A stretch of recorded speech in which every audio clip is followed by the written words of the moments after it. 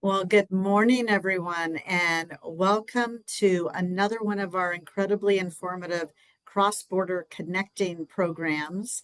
My name is Tara Jackson, and I am the president of Arizona Town Hall. So wonderful to have a great panel here today. And we're able to put these really informative and helpful programs together with the help of a lot of partners and with our financial sponsor, the Nelson Family Charitable Trust. So shout out to our financial sponsor who allows us to put these programs together. And then with just the humans behind all this who do amazing work, foremost among them is Dr. Linda Elliott-Nelson, who chairs our International Relations Committee, who puts together programs that cross all the borders here, not only Mexico and the United States, but also Canada. And this year, with a series of programs that focus on workforce development, which is our topic for the Arizona Town Hall this year. And just a little bit of a heads up so that all of you can mark this in your calendars now, and I'll mention this briefly again at closing. We have a lot of additional programs coming up that you may want to think about, including one planned for December 2nd on tariffs. Truly one that is in the news and should be very informative. So I would mark your calendars now for that. There are some other programs in the works early next year, and maybe even an in-person event that we're working on in Nogales. So keep in touch. And without further ado, I want to turn it over to Dr. Linda Elliott-Nelson, who will take the program from here, including introducing some fascinating expert panelists. Linda? Thank you, Tara. Internship help students with on-the-job training and also with experience in broadening their contacts in industry. This forum will address how internships in both the United States and Mexico have helped students and employees. We have 4 distinguished experts in this field who will be speaking: Jerry Cabrera, Dr. Emmanuel Santiago Durazo Romero, Cesar Ponce, and Shawn Hutchinson. I will be introducing each one of these panelists just before they speak. We are also honored to have Dr. Ezequías Reyes Gonzalez, who is serving as the interpreter from the Universidad Autónoma de Baja California, should you wish to listen to this program in Spanish. Si quieren escuchar este programa en español, favor de hacer clic en el botón de interpretación y puede elegir su idioma de español, y también hay que hacer clic en Mute Original Audio para escuchar al intérprete. Muchas gracias. Our first speaker is Jerry Cabrera. Jerry is a native of Yuma and a resident of Somerton, and brings a distinguished background to his role. He served as the city manager for the city of Somerton from 2019 to 2022, and his educational credentials include a bachelor's degree in elementary education from Northern Arizona University, Yuma, and a master's in business administration from the University of Phoenix. Before assuming the responsibilities of city manager, Mr. Cabrera held positions of employment at the Regional Center for Border Health and the Somerton Elementary School District, where he ascended through the ranks as assistant superintendent. Currently, Jerry serves as the president and chief executive officer of Elevate Southwest, where he leads a multi-year, multi-phase regional innovation strategy centered on Elevate Southwest Innovation District and Hub, a 60,000 square foot anchor building within a 60-acre live, learn, work, play, stay district in downtown Yuma. Under his leadership, Elevate Southwest is advancing STEM workforce development, promoting higher education, research and development initiatives in aerospace defense, agriculture, biotechnology, clean energy, and emerging technologies. He has built broad coalitions of partners spanning municipalities, universities, tribal governments, industry leaders, and nonprofit organizations. Jerry's active involvement extends beyond his professional positions, as he has been an engaged participant in numerous Yuma County boards and committees. His contributions have been notable in organizations such as the Yuma Community Foundation, Yuma County Food Bank, Somerton Rotary, Yuma Home Consortium, Yuma County Intergovernmental Public Transportation Authority, and various other committees dedicated to community development. Please welcome Jerry Cabrera. Thank you. Wow, I didn't know I did all that. So let me share you. Oops. So I hope everybody can see the screen. Can everyone see the screen, Linda?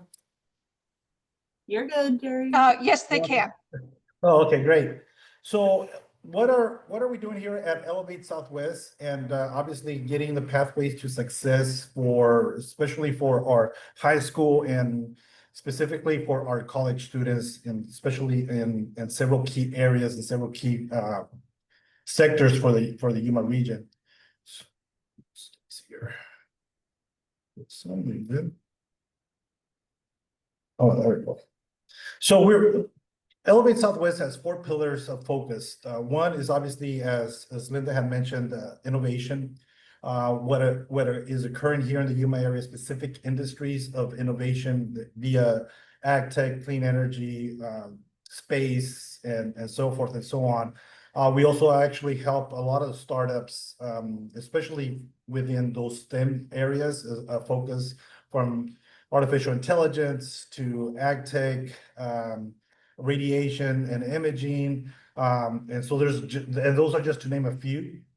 In addition, we're also obviously focusing on our community. But one thing that that we are starting to focus and see that there's been a gap is obviously our workforce. And the reason we are focusing on our workforce is because there have been some regional challenges. And when I say regional, it is obviously Mexicali, Imperial Valley, San Luis Sonora, and obviously the Yuma region. We've seen that there's lack of high-tech facilities of infrastructure.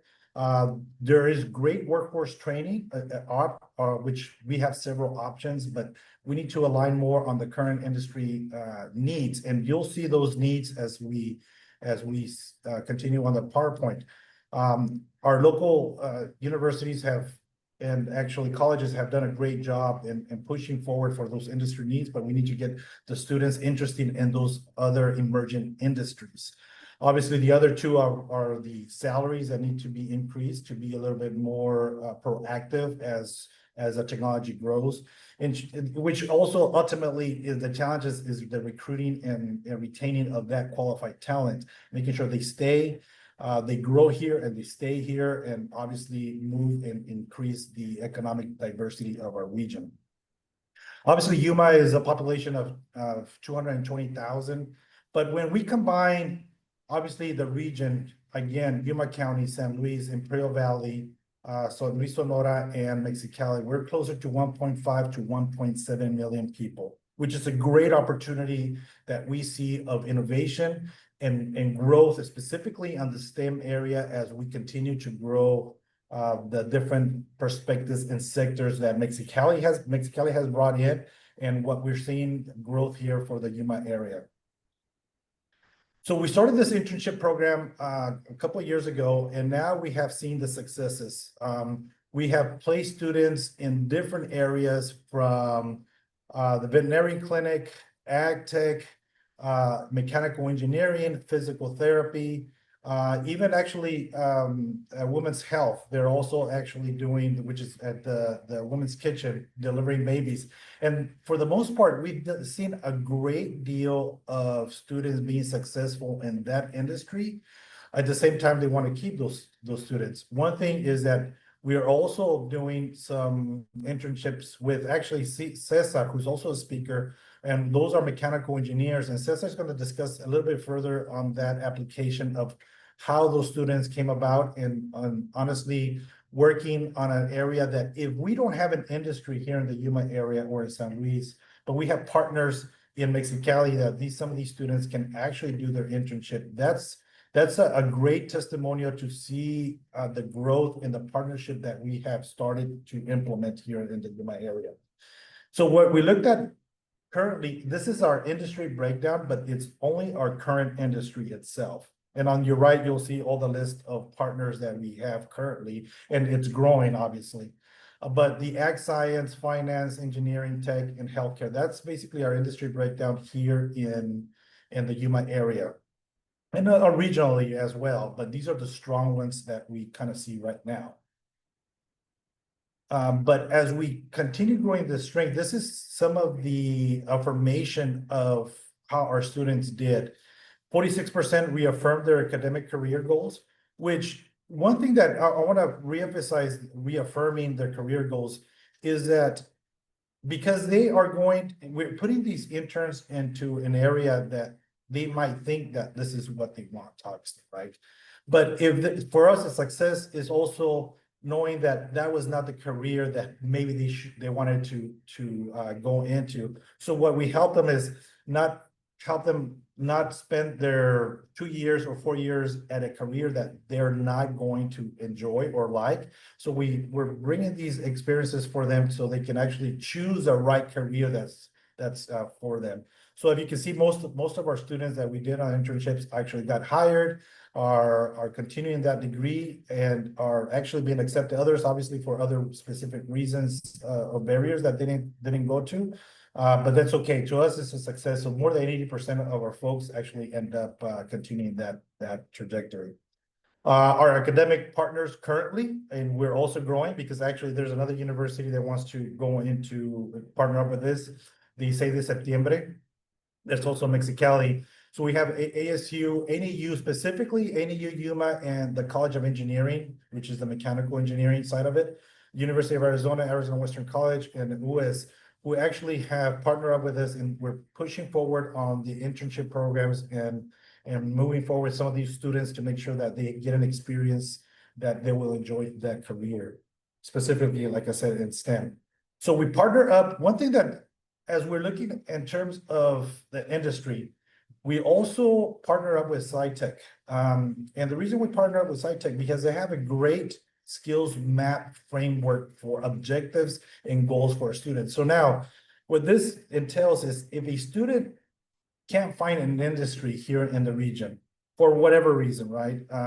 So we know that there is specific skills that a student would need even for that specific area. They might not have it here, but we can actually place them in a similar environment that they can learn, experience the same type of goal and objective that they would get if they were in that specific other industry. So we want to make sure that there is an area of focus and skills that they can also obtain without having to leave the area and get that experience. But it's all about the real world experience, so they can actually get some of those goals and experiences, even though it might not be specifically that industry, but the area of focus, we can assist those students to make sure that they have that experience as well. As we continue working on the industry side of it, so Elevate Southwest has 4 main sectors, which is the aerospace and defense, ag tech, biomedicine, biotech, and clean technology. But one thing that's popping up further as we continue seeing our trends is those areas that you have there, which are 16 other trends. They're probably going to end up combining those trends, but we're seeing that those ones are actually going to be up and coming here sooner than later. And obviously one of them is the space technology, which actually Elevate Southwest, in conjunction with the city of Yuma, is working on the Yuma Spaceport, where we'll be launching rockets. So what does that mean for UABC, ASU, NAU, all academic partners? They'll have a location, a place for them to come and do some research and development at Elevate Southwest with the academic partners and growing their engineering degrees here in the Yuma area. So they won't have to travel all the way to ASU, NAU, or UABC can come and do some of their R&D here in the Yuma region as well. So all this is taking place this is just one of the facilities. It is a 60,000 square foot facility, which will have wet and dry labs. What you see here in this picture is actually 75,000 square foot facility, but it's only one portion of it. It's a phase 1, a phase 2, but the third phase is obviously a 65-acre facility. That's where Linda had mentioned the workplace, stay, live area. we have all the region's workforce to meet the current and different trends. Now, this is a place where we'll have soft landing for startup companies, major companies. Gowan seed company will also be there. So there's a lot of things going on within this facility. It's not just about aerospace, but obviously the academia and internships as well. All this is occurring here in downtown Yuma, where this is part of the 65-acre facility. But if you have any questions, just please let us know. Thank you, Jerry. That was great information. Our next speaker is from the Universidad Autónoma de Baja California, Dr. Emmanuel Santiago Durazo Romero, who works in the areas of aerospace engineering and curriculum. Dr. Durazo Romero has participated in several scientific research projects and industry-related research. His interests include aerospace medicine, conventional materials, composite materials, musculoskeletal system analysis, and design, among others. He has work experience in the design department of geothermal energy and in the private medical and HVAC system industries. His academic qualifications include a PhD from the University of Manchester, a Master's of Engineering and bachelor's degrees in mechanical engineering from the Universidad Autónoma de Baja California. He is a member of the academic body Engineering and Materials Technology and Fluid Dynamics and Heat Transfer. He also serves as the Outreach and Liaison Coordinator for the FEAM. Please welcome Dr. Emmanuel Santiago Durazo Romero. You're on mute right now.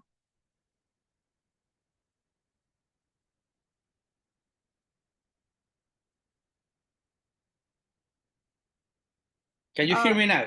Yes, I can hear you now. Thank you. Awesome. Thank you very much. Just give another second. Can you see the presentation now? Yes, thank you. Awesome, very much.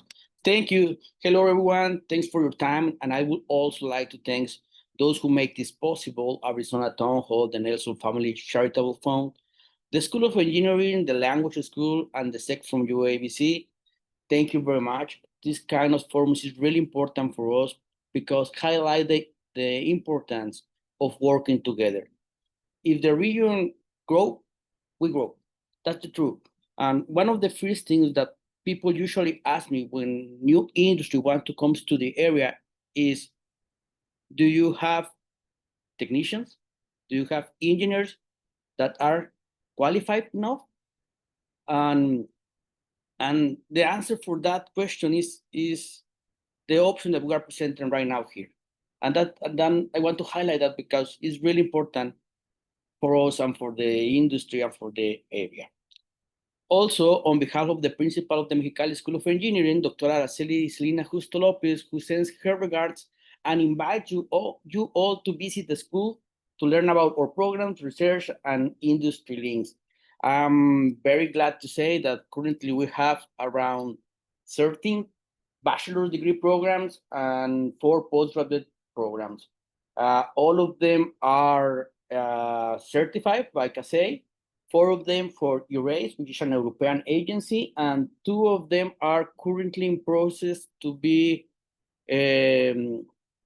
accredited by IBET, if I don't miss with the name.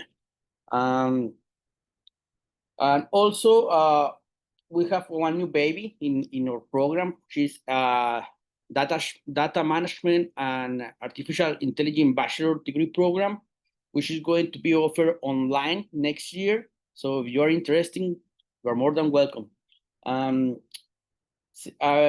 After saying that, I would like to say something.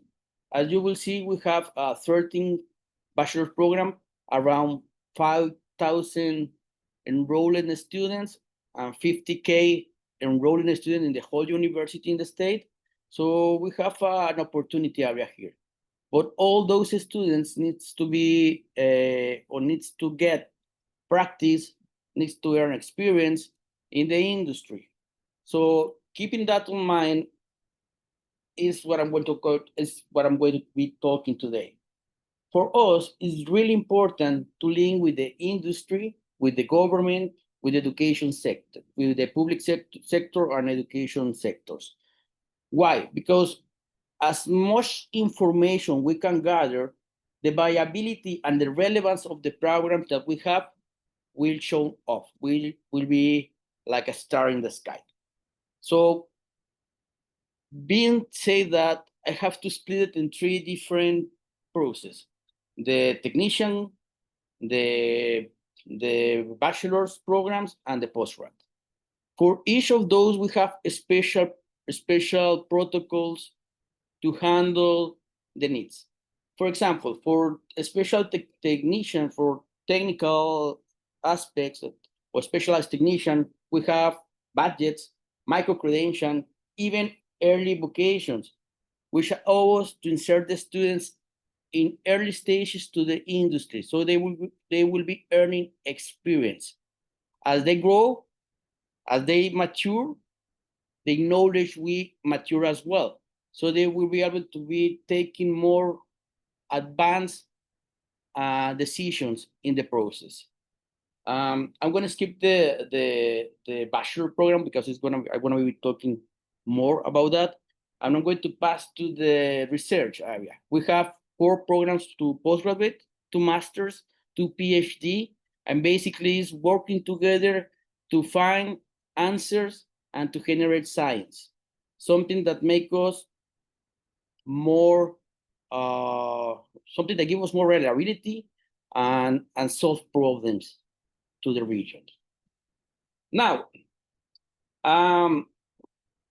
I'm going to talk about the bachelor programs. For the bachelor programs, we have 3 main projects, which are professional practice, PBBC, which are basically projects with credit values, and dual practice.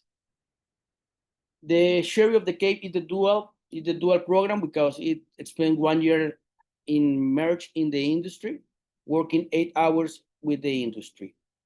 We have a professional practice, which is around 300 hours in the industry, and the PBBC, which is around 1 semester. If we identify a need, we can toy with these projects. So we can make the student spend from 1.5 months in the industry to 1 year, and depending on the need of the industry, of the government, of the public sector.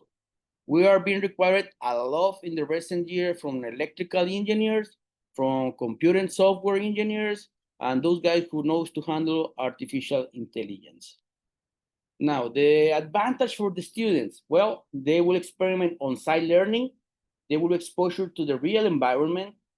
They will, on-site learning allows the feedback to be integrated in the educational program. I mean, we are in the theoretical area, but there is a small gap, a small step between the theory and the practice.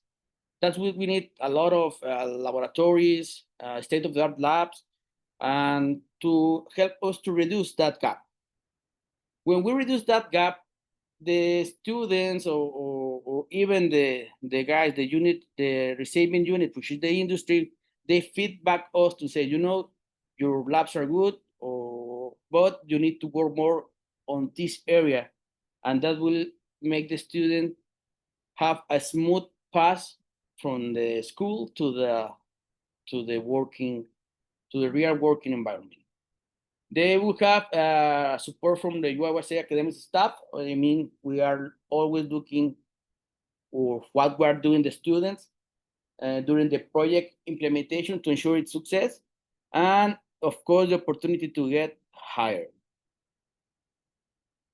Advantages for the receiving units, mainly the industry, allows a pre-selection of the personnel before hiring, making the recruitment and selection process more efficient, take advantage of the creativity and inventiveness of the students. Also, the feedback to the academic staff during the implementation of the project to, again, ensure the success. And this is a really key point, because also open the pathway to not only students get involved with the industry, also the professors and the teachers get involved with the industry, and that make a strong bondage between the industry and the schools. The responsibility that we have as well, the industry or the design unit have is register the projects and provide detailed information about available opportunities, offer supervision and support to assigned students, provide evaluation and feedback at the end of the project. When the industry receives students, they are obligated to teach and teach in great terms. The responsibility for the academic unit, this is my part, is validate and assign projects according to the students' academic programs, ensure the educational relevance and integrity of each project, maintain communication with both the students and the receiving units. I mean,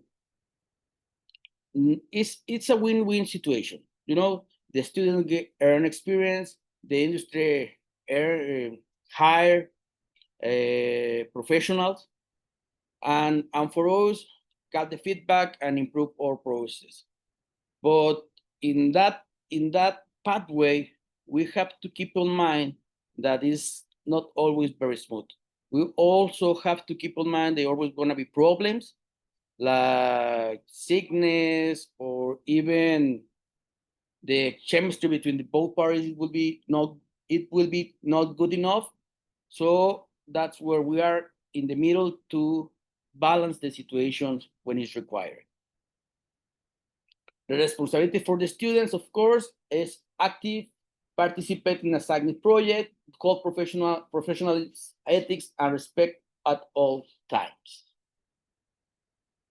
For us in UABC, we can start the professional practice PBBCs or dual after we get the 70% of the credits. When we reach the 70%, we can proceed to any of the previous programs that I mentioned. And for the students, this is really important. You need to choose programs that are aligned with your academic profile, match your strengths and areas of growth. You need to look for receiving units that provides a comfortable and supportive environment, that also offer opportunities to develop, that will fit all your requirements. I mean, that give you a chair, a computer, whatever you need. Ensure timely feedback and responses. Encourage meaningful learning, not repetitive tasks like making copies. I mean, you're going to go to work in your area. Open communication among all the three parties, and of course, looking for some incentive that promote engagement and quality participation. For most of the students, this is their first salary, you know, and it can be really, really motivate for them to receive it. Some of the components that we are working on currently, there are hundreds of them. We can say Skyworks, which is in the hot point for semiconductors. With them, we are working with early vocation and dual programs, and basically the engineers in semiconductors, when they finished the career, they came out with 2 years of experience in situ plus the experience in the university. We have in the aerospace industry, in the health system, hospitals, and you name it. We have contact with all the industries. And as you will see, we have a lot of success stories. And what is important to say is behind the student, you will see the posters. And that poster are presented at the end of the PBBC. And they give us information or background of what they did, how they did it, how they do it, and of course, the relevance and the conclusions. They are presented in English, and they are approved by the company, so we can share all the information with the public.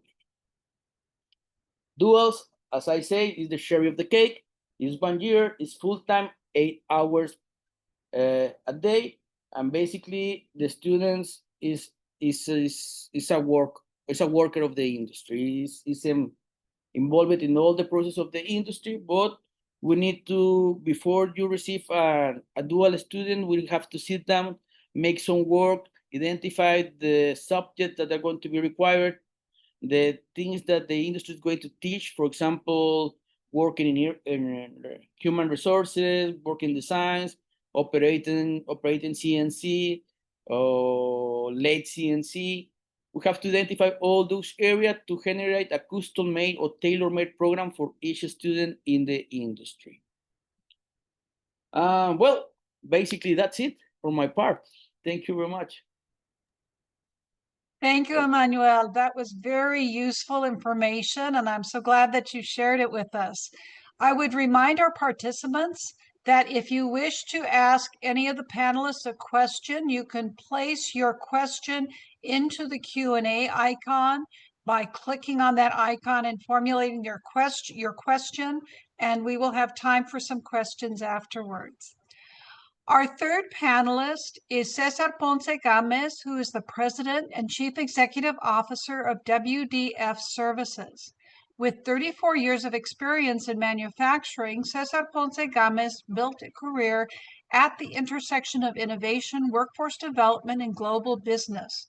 His journey has focused on driving international business growth, generating wealth, and achieving multi-million-dollar sales through both established enterprises and self-startups. Over the decades, Cesar has seen firsthand how strong teams, cutting-edge technologies, and strategic partnerships can transform industries and communities. Cesar's background spans energy, aerospace, technology, and automotive sectors, industries that not only power the economy, but also create pathways for good jobs and long-term prosperity. In each role, he is focused on building systems and opportunities that help businesses grow while ensuring that the workforce has the skills and resources to succeed in Mexico and the United States. Cesar brings the ability to see beyond conventional approaches and identify opportunities that others may overlook. His strength lies in envisioning strategies and solutions that exceed the expectations of average players, particularly in understanding and leveraging the dynamics of human nature and behavior. This perspective has allowed him to anticipate trends, navigate complex challenges, and design pathways that drive both organizational growth and workforce empowerment. Please welcome Cesar Ponce Gámez. Thank you so much. I don't know if you can see me and if you can hear me. Yes. All right, good. Well, what an introduction. Thank you. I would not put it together myself. Let me start with giving you thought that I've been going through for the last few months. In the middle of all this transition of the consequences of the political stuff and the tariffs and the free trade agreements between countries and all the things that I have to do, when I am participating on projects that involve transfer of knowledge, transfer of engineering, specific requirements because of specific industries, etc., etc. The one thing I have seen, it's the shift in knowledge in criterias to assume the liability and the responsibility of what we're doing as countries, as regions, and as individuals that are in some way or somehow involved in the transition. I'll see if I can share my screen right now. Hold on a second. Let me see where.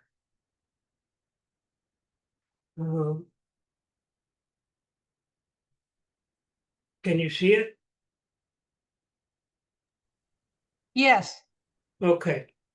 So I'll start with this model and then I'll move into what I've been doing and what WDF is doing and what, what we did with, the students that we brought in, in the summer to do some work with our engineers. But at first, let me give you a little insight of this model that you're seeing on the screen. I was asked, last year to develop a model for, developing suppliers for the maquiladoras in Mexicali. I'm not sure you're familiar with the maquiladora name, but the maquiladoras are extensions of companies that have presence, either globally or North America, and they move down to Mexico to perform certain things that could be either more cost, strategically attractive for them, or simply a solution to problems that they already face because of restrictions, constraints, et cetera, in their, in their country of origin. And so what I present, to these groups, it's a series of activities that I describe in a core, in a core base, group of things that identify as, supplier development, purchasing, engineering, and data science. And with that, core base of activities, I started to, expand the model and add the focus groups and the supplier base, of companies that we already have, plus the academy and the role that the academy tries to play, with the industry or with, the technology or what, the knowledge that they're producing. And then, on the other side, we have the entrepreneurs who are, looking at opportunities to try to enter into something that can, at some point in time, making wealth. Not to say that these things are surrounded by an infrastructure, pillar, financial pillar, and government policies that are in place. Okay, so basically, this model helped the maquiladoras understand that, if they want to deplete,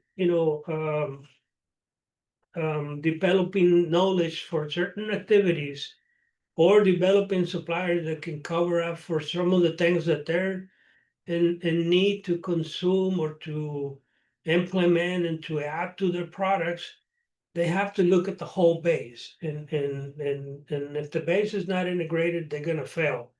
And they're going to fail because, they're just not, integrating the whole elements. So we in our side, have seen this, working with different, projects for 35 years. We've seen companies move in and let's say in the aerospace, field, and then they want to, develop local suppliers and they fail, and then they want to develop talent and they fail, and they do a lot of things and they fail over and over. And at the end, some of them get frustrated and then they close the door and go back, to where they came from and continue with, what they're doing. So in a way to, engage more on what the, the environment needs in terms of, having a much more integrated ecosystem that is capable to attract more industry, to develop more talent, and to at some point, even generate additional complementary, elements to the local economies. We have to pay attention to a lot of this, factors. At WDF, you know, we have for all these years looked for a strategic way to integrate, you know, a lot of the knowledge and components to be a leader in the metal mechanical industry and manufacturing, you know, products that you know end up in applications across the world. So for well over 25 years, I've done it for myself, but in my previous times, I've done this for, you know, a lot of, you know, corporate companies that, you know, are public or private, but, you know, they have a big footprint in the world. We currently have 4 business units. One is machining and fabrication. The other is machinery and equipment sales. The third one is, you know, a supply chain service platform that, you know, like I said, allows people to understand if they're going to transfer something into Mexico or into our region here. It allows them to get a better idea of what things they're going to face in order to be successful. We also help with, you know, intralogistics and 3PL services to some of our customers. We have, you know, a wide variety of equipment, and we employ a lot of technology to do what we do in Mexicali for a lot of the folks that, you know, are doing business with us, you know, either in North America or South America or Europe or Asia. With the University of Northern Arizona, what I was trying to accomplish last summer with some of the interns that we brought in is basically build some sort of a benchmark type of you know model that allows me and allows my, you know, director team to identify, you know, in the students' talent that come from, you know, Arizona versus the student talent that comes from the local universities, you know, potential, I will say, attributes that will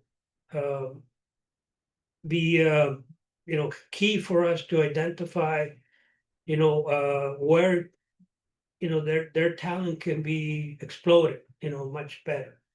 And just to give you an example, you know, we have a student doing some work on the additive manufacturing 3D metal technology with us, specifically for material science and aerospace, you know, group of parts that we wanted to, you know, prove that can be made, you know, in a different path. We detect, you know, much higher academical level on the student than we normally see with the local kids that we bring in.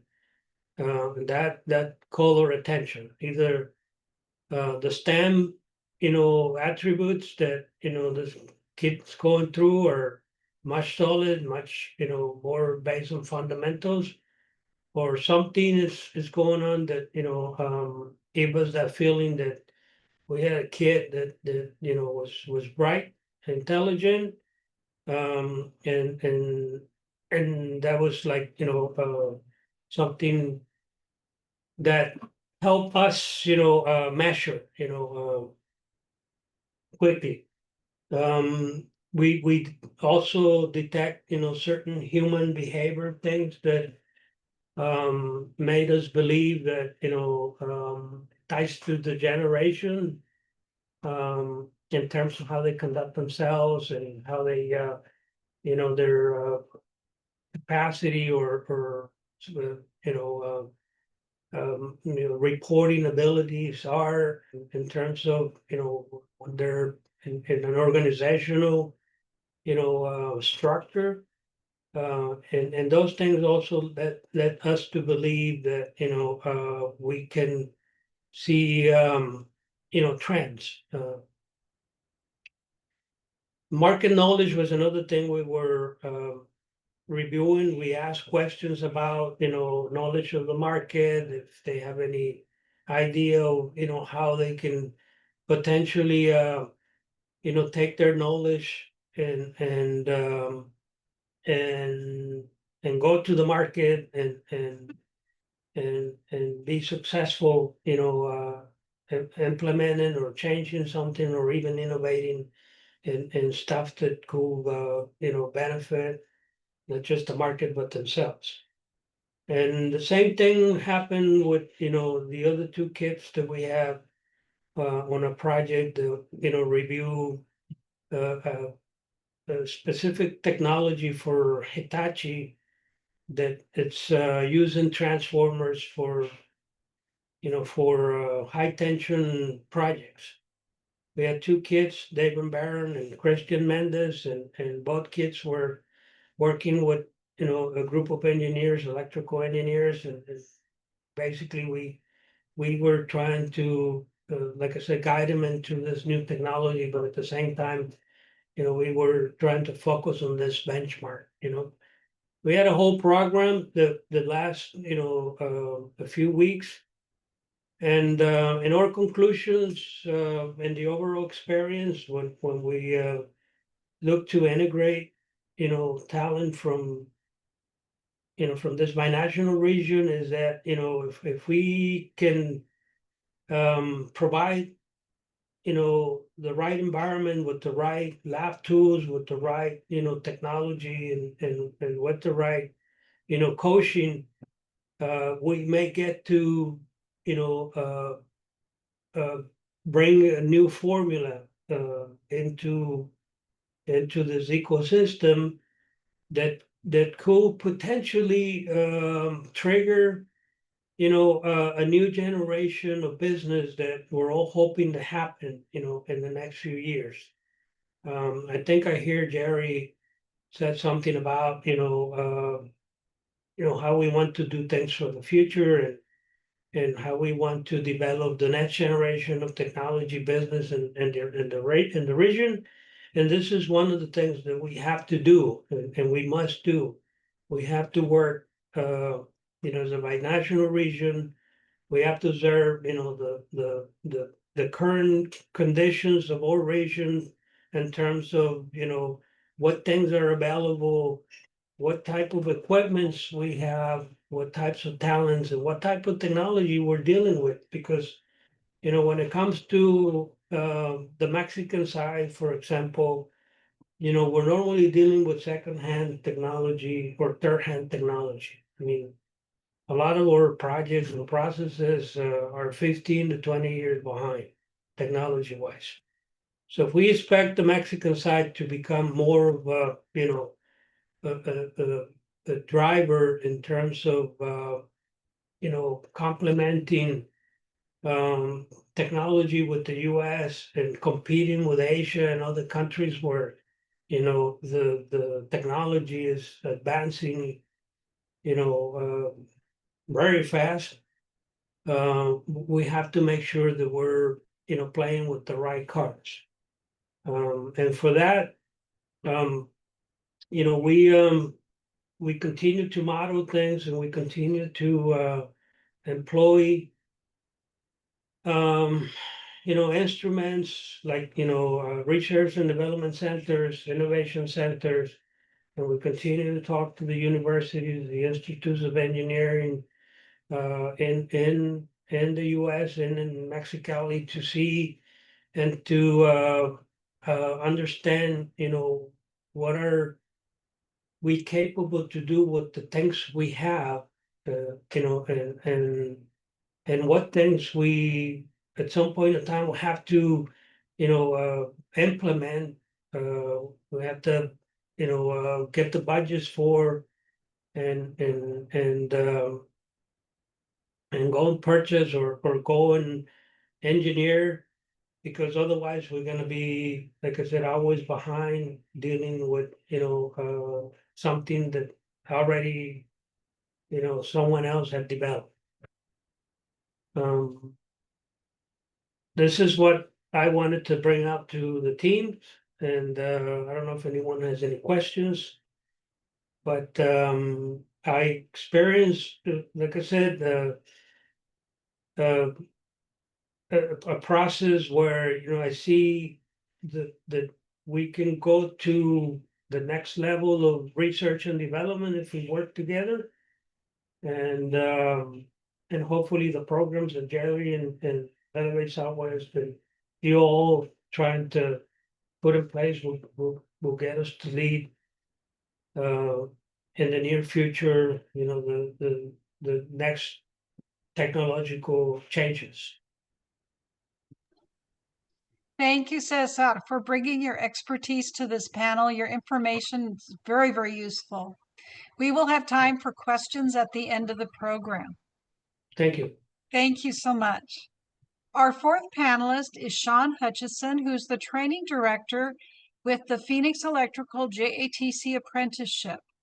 Shawn Hutchinson is an inside journeyman, wireman, and member of the International Brotherhood of Electrical Workers Local Union 640 for over 35 years. After completing his industry's 5-year apprenticeship training program, he worked at the journey level as a journey level electrician and has held various supervisory positions throughout his career on many large and complex industrial construction projects in the Phoenix metropolitan area. Shawn was selected by the trustees of the Phoenix Electrical JATC Apprenticeship Program to be the training director in January of 2013.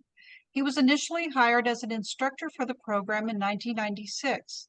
During his tenure, he has trained and mentored hundreds of apprentices that are in leadership roles for the industry today.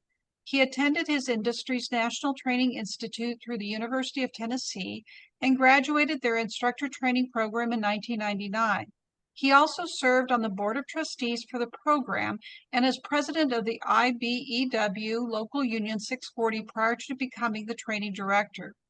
The Phoenix Electrical JATC Apprenticeship Program was initially registered with the state of Arizona in September of 1943 and has the largest enrollment today than at any other point in its history, with over 1,200 apprentices currently in training to meet the industry's present and future needs.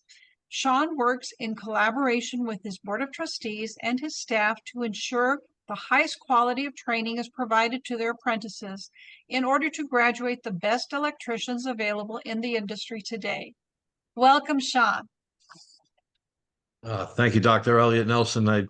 It's pleasure to be here, and I really appreciate the introduction. It's makes me sound a lot more important than I feel, but it's no, it's a pleasure to be here today, and I'm happy to be a part of this panel. It's an important panel to discuss workforce development and its importance in the economies for both sides of the border. From our perspective in the apprenticeship side of things, I all of my expertise is in construction. Through my time as a training director, we have seen enormous growth in the Arizona economy, especially in the tech sector, and seeing the new semiconductor fabrication plants coming online, and some of the businesses that stemmed from that. A lot of the businesses and the economy overall here in Arizona is really dependent on the ability for having a qualified construction workforce that can deliver these buildings, these manufacturing facilities, and these data centers that these industries need to grow. None of this can happen if we don't have a qualified workforce to build them. So that's where our apprenticeship comes in. And I did want to get started though today and just kind of going through bridging the gap or the connections between internships and apprenticeships. So they both connect education to employment.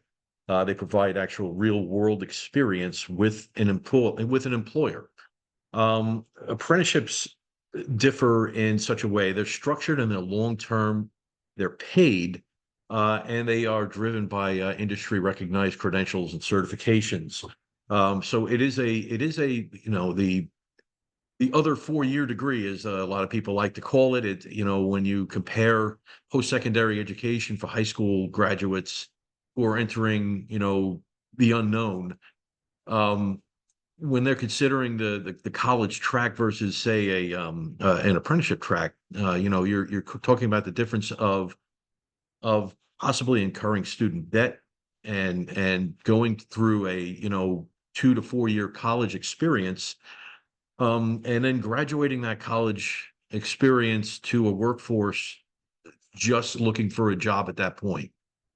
And when you look at that comparison to an apprenticeship, when you're accepted and taken into an apprenticeship program, your experience starts with a job in the field of your study, and you start making an income at that field of study, and you start getting experience in that field, and you get pay advances as you gain experience until you go through however long the program is, where you graduate to a job that you already have in the industry, and with a top level wage and benefit package typically that's offered because you took the steps to go through a proper education, for your field.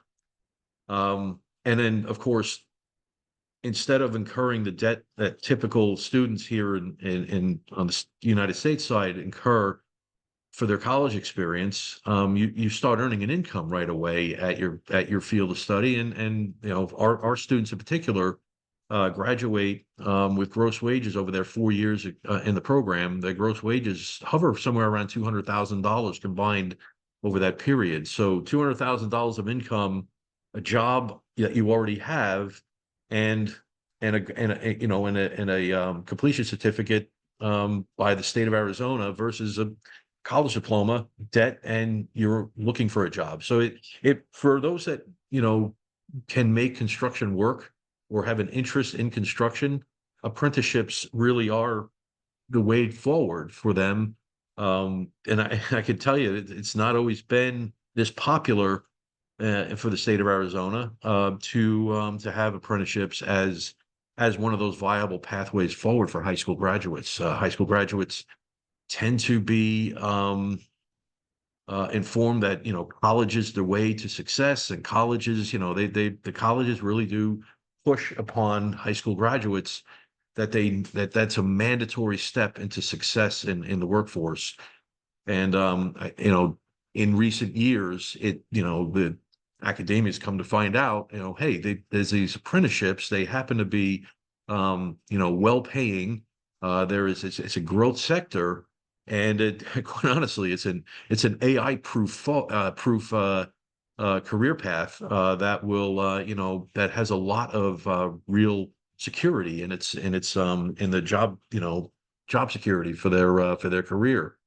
So, you know, a couple of differences there between, you know, between taking an internship, which is, you know, it's a lot flexible, but it's often short term and it's exploratory, right? The kids may be interested in the field that they're interning in, and they, you know, it's part of their education experience for whatever level of school they're in.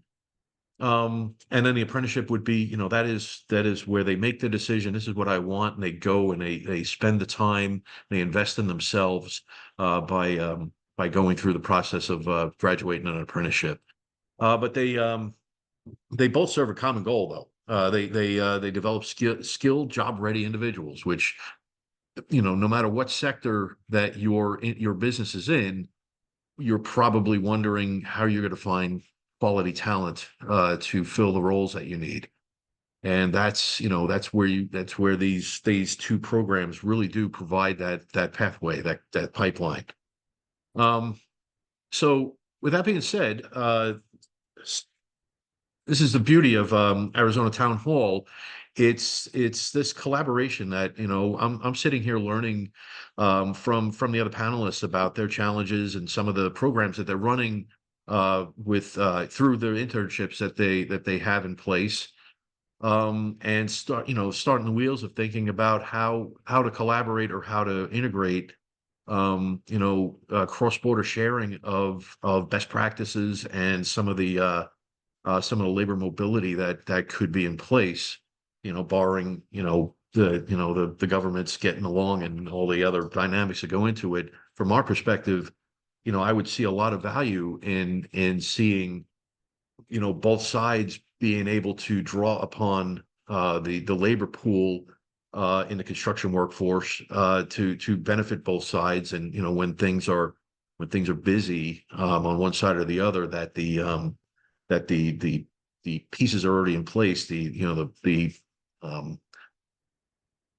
systems would be in place that where we could share the labor pool, share training programs, share experiences, and create a cross-border workforce that both sides could take advantage and make work for them. So just being on here today, it's been enlightening to learn about how these programs work and how they could be integrated possibly with a career through an apprenticeship pathway, with an internship being maybe an introduction. So some of the dynamics from our program, again, it is employer driven, and that's when you talk about an internship or an apprenticeship, they all start with it's an employer driven model. It's our program itself is funded through industry partnerships. We're what's called a multi-employer apprenticeship program. We have about 60 sponsoring electrical contractors that actually fund the program and provide those educational opportunities to the students who attend. Now, the students who attend, we have a little over 1,300 students right now for the construction market in Phoenix, Arizona, generally speaking.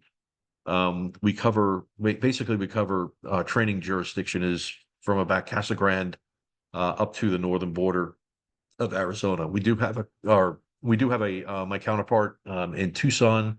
Tucson runs a similar program to what we have, and they're basically the Tucson area across the Yuma and all along the border. The two of us really collaborate quite often, and again share labor pool, share the the apprentices to where they're need. Thing about construction, and one of the dynamics of construction employment is it's a very cyclical industry, and we have a very transient workforce because in the construction industry, the premise of getting a job is that you're working yourself out of that job once you start building a building, because construction workers are needed as buildings come out of the ground and as they get built, and as they start to complete. If there's not another building for your contractor at that time to start constructing on, typically the workforce gets laid off, and they take jobs at other employers that might have other projects just starting. So constantly throughout a construction worker's career, they cycle in and out of contractors, usually at least a dozen times in any given career span. For myself, I've been in this industry for 35 years now. I've been in the training director role for about 15 of those years. So I haven't had to transition my job in quite some time, but it was pretty common. I definitely went through about a dozen contractors, ran a lot of large scale projects along the way. Learned managerial skills, learned a lot of things that relate to the business side of the business, not just about turning wrenches and spinning wire nuts. So apprenticeship will lead to other career pathways within an industry. In your very kind introduction for me, maybe you noticed my entire post-secondary education consisted of serving an apprenticeship. However, I've taken on numerous roles within the industry, quite honestly, right up through to upper management in a construction company. So most of, if not all of the employers that we have that sponsor our program have similar stories. And you're talking about the owners and the upper level management of these companies. Their education was an apprenticeship, and they gained the skills along the way to be able to own and operate and run a successful business from their experiences coming up through the trade. So we so the apprenticeship model is definitely one that is really good to be utilized to create more opportunity and more workforce potential for employers to draw on and bring them into those leadership roles as they are needed. We have the ability to scale both up and down. Construction economy is like I mentioned earlier, is very cyclical, and there are some times where not a lot of industries are building factories or building warehouses, and when people aren't building things, construction workers are struggling. And we usually have gaps in employment, and we learn to have to save our resources and see our way through gaps in employment. So there are some challenges that we need to make our students aware of as they come through. But we obviously, the Arizona economy is exploding right now with data centers and semiconductor plants and hospitals, and basically you name it on the industrial and commercial side. Seems like every sector is wanting to build a new factory.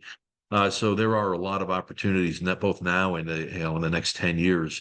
The electrician growth rate currently, it stands at about 12% year over year through 2034.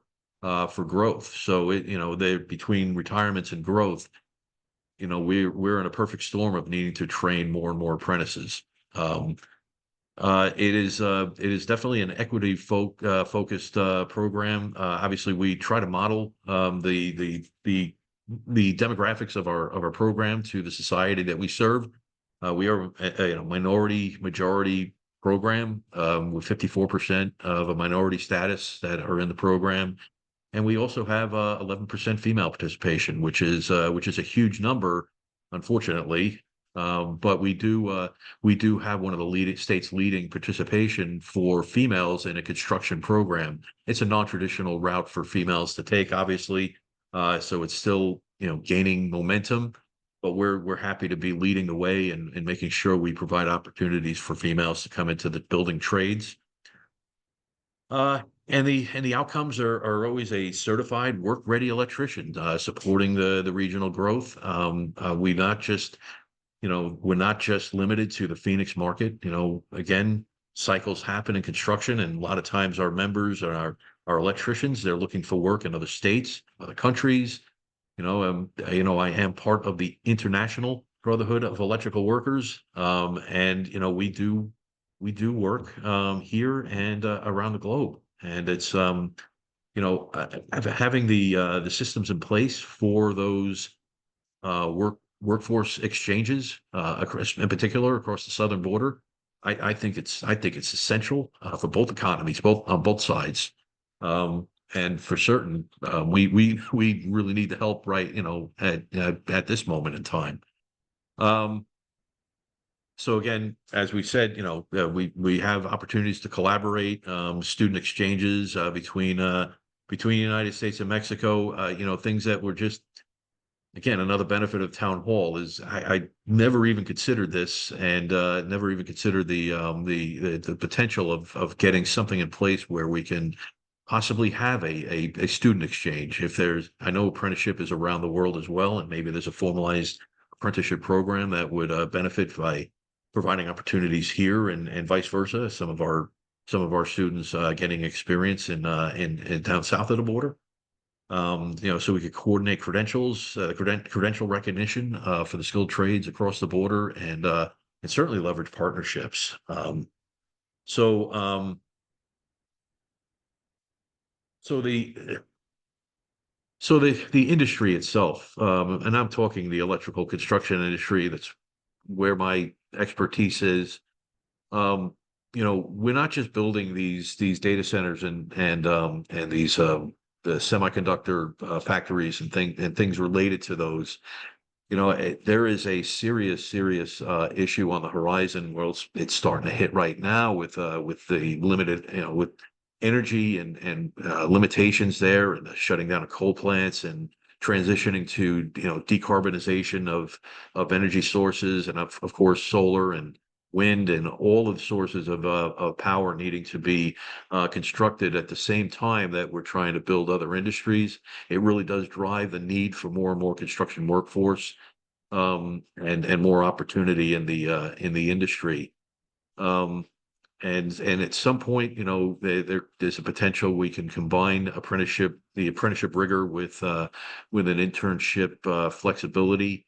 We do run what we call pre-apprenticeships. We don't run them, but we know of organizations. We work with organizations that provide entry-level like experiences and education to prepare, say, a graduate high school student or somebody going into a second career, that we provide that free apprenticeship experience to make their experience in our program that more successful. So, when we connect education, industry, and community across borders, we create opportunity without boundaries. So, couldn't say that any better than whoever said that initially. But I appreciate your time, and it was great to get to know everybody on the panel. And I'll be hanging around here. If you have any questions, I'm happy to answer.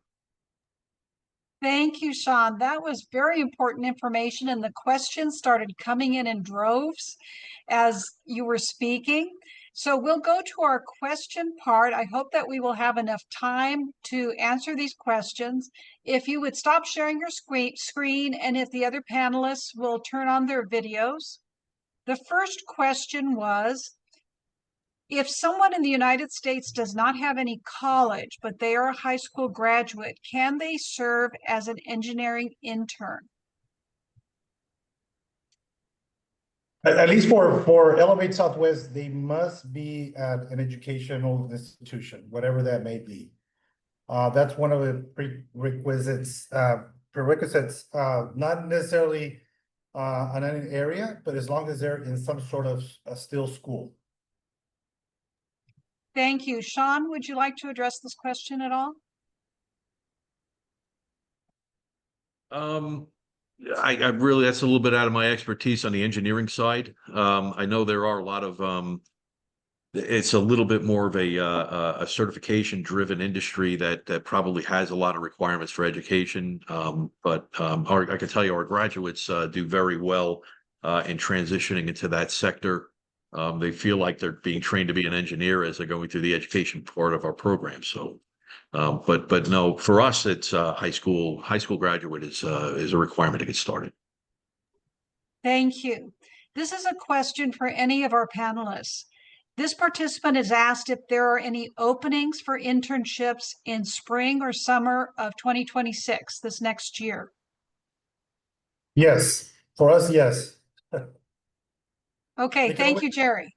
Yeah, they can always contact us at elevatesouthwest.org, or actually they can contact Mandy, Mandie at elevatesouthwest.org. Thanks, Jerry. Cesar? Yes, absolutely. Our innovation center will be reviewing, candidates. So we'll be open to anyone applying. Thank you. Shawn or Emmanuel?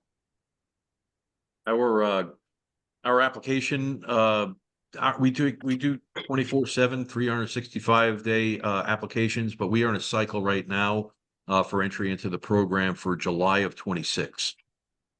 Okay, thank you. Well, here in Mexicali, we are open the whole year. We're open the Okay. whole year, and in that case, that we can match some project with the United States, when you just need to look forward for the times, and some baby steps, like if the kid has an American residence or USA residence or green card or whatever, just to make easy for them to go through the process. Thank you, Emmanuel. Our next question can be for any of our panelists. Do you work with tribal communities? If you do, how do you do that, and which tribes? At least for Elevate Southwest, actually one of our board members is from the Shawn tribe. We accept everyone. Doesn't matter which tribe it is. We haven't had a student, but we're open to have any of the students participate with us. Right now, it's the Shawn and the Cocopah, which reside here in the region. Thank you. Anyone else? In our community, we're engaging with the Cocopah,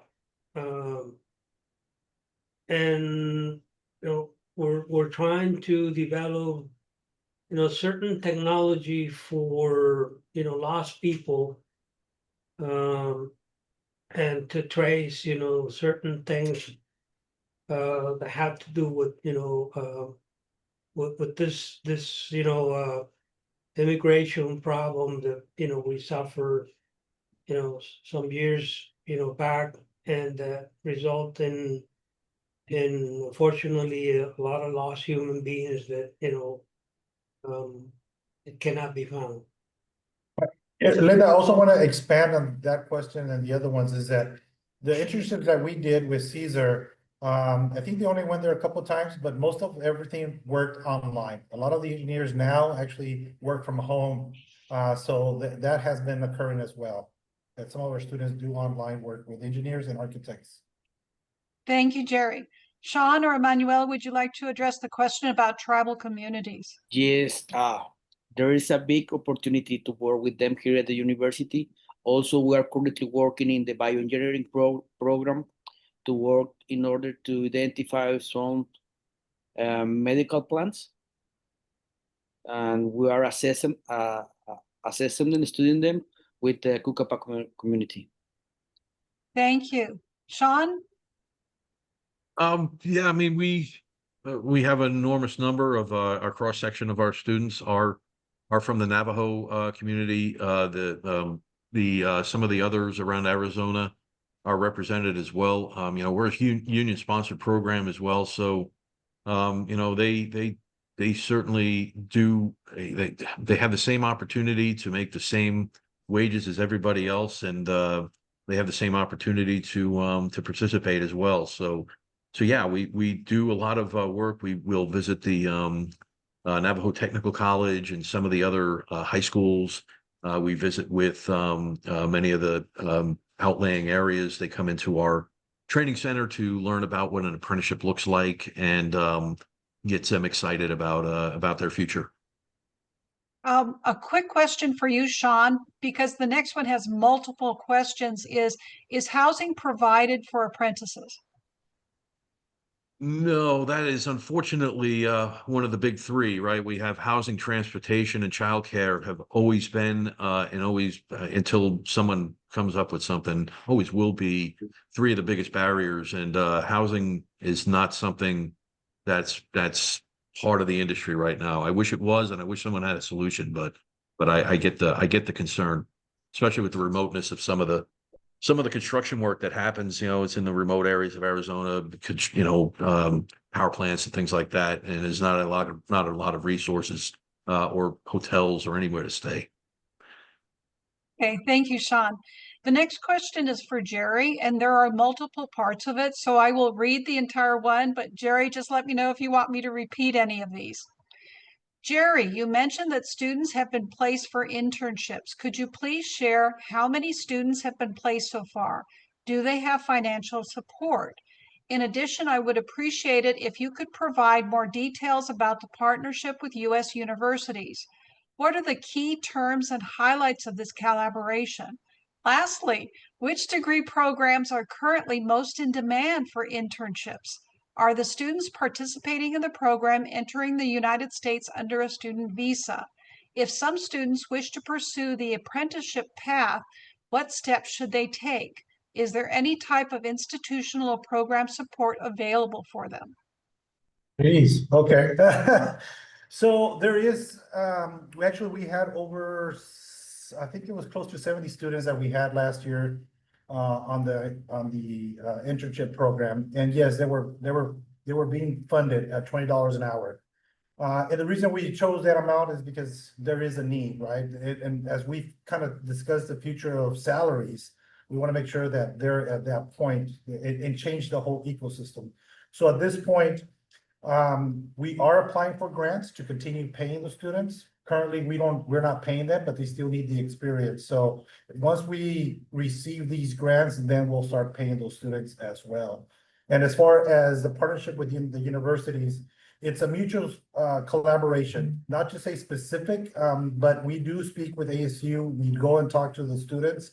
And in terms of what they bring us is they're always calling us to see what's available on the specific industries. Now, Here in the region, we have from architectural, from engineering to even history. We don't do the histories and political science of it, but it's kind of a little bit on the engineering side that we have most in need currently from the current industry itself. So we start putting them in those key areas, and that's why we partner up with SciTech to make sure that, like I mentioned, if we don't have that industry, we can still choose another industry within that area. So those are the areas. Now, the key terms is as long as they're going to school and it's a STEM type of career, that's the only thing that we're asking for. We're not looking at in terms of what type of barriers they may have in terms of financial or anything like that. No, that's not our forte. Our forte is to increase the number or the population for the Yuma region to increase in baccalaureate attainment. That's the end goal overall. As far as the visas going into Mexico, that's between Mexico and the industry side of it, as they take the liability for the student itself if they like to travel, but they must be over 18 years old. Definitely, that's in Mexico, that an 18-year-old and over is an adult, right? So they have to have that in that system in place with the internship itself. As far as apprenticeships, we don't do apprenticeships other than internships. That would be, I don't know, a Shawn question. And as far as institutional and program support, there's always support from Arizona Western College. There's also always support from the universities, especially from NEU as they're doing the mechanical engineering. The University of Arizona, because they have the AgTech and also they have systems engineering. But we're expanding, NEU is looking into other areas of engineering from construction management to civil engineering as well. So all these are starting to take place. Once the Yuma Spaceport comes on board, then at that point, we'll be looking more on the aerospace engineering side of it. Thank you, Jerry. And we only have 1 more minute, I believe, for a question. If Shawn, you would like to address that. We had a last-minute question come in about any partnering with the Arizona at Work for recruitment and pay subsidies. Yeah, we certainly do partner with Arizona at Work. They produce a lot of really good outcomes for a number of career paths, and they do refer a lot of their clientele to the apprenticeship programs. So yes, Arizona at Work do provide some of those resources too that we just mentioned about the barriers of housing and transportation and childcare. They will help to some extent on all 3 of those fronts, which, you know, once you remove those barriers, the sky's the limit for any of the students that would come in.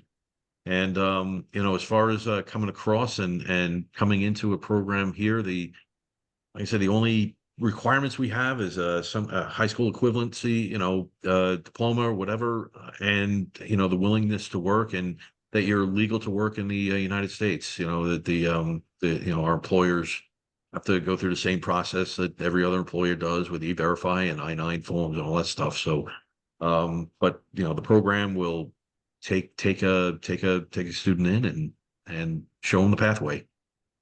Thank you, Shawn. And thank you again for our distinguished panelists, Jerry Cabrera, Cesar Ponce Gámez, Dr. Emmanuel Santiago Durazo Romero, and Shawn Hutchinson, and to our interpreter, Dr. Ezequías Reyes Gonzalez. I will turn the program now back over to Tara Jackson, our president and CEO of Arizona Town Hall. And my own thanks to this incredible panel, as well to Dr. Linda Elliott-Nelson for putting it together and hosting it.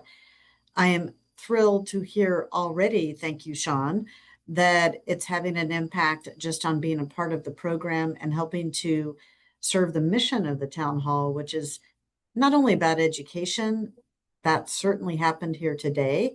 And I have a feeling that this video will be passed along to many either students or others who are interested in these opportunities, but also in achieving part of our goals of connecting in ways that help solve community issues. I love the quote that was brought up a few times and repeated, creating opportunities without borders. And just earlier today, I had someone from a southern community in Arizona who said they felt like their community was in a civil war or divided. Well, there's another great quote that's often talked about, which is that what grows is what we give energy to. And at Arizona Town Hall, and thanks to all of you, what we are helping to grow is bringing people together, solving problems for the future of our economies, for our communities, and for the greater region.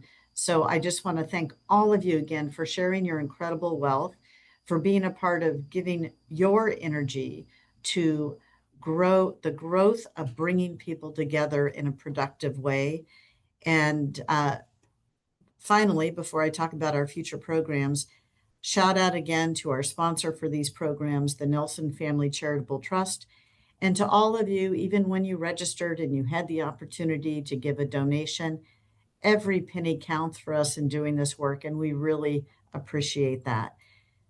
Tariffs came up as a topic as part of our program and something of interest, and I just want to remind you that we have another one of these programs scheduled on December 2nd on tariffs, and we have many other programs in the works. So once again, thanks to all of you for being a part of supporting this very important of energy of bringing our border regions and our countries together for the good of all. So thank you.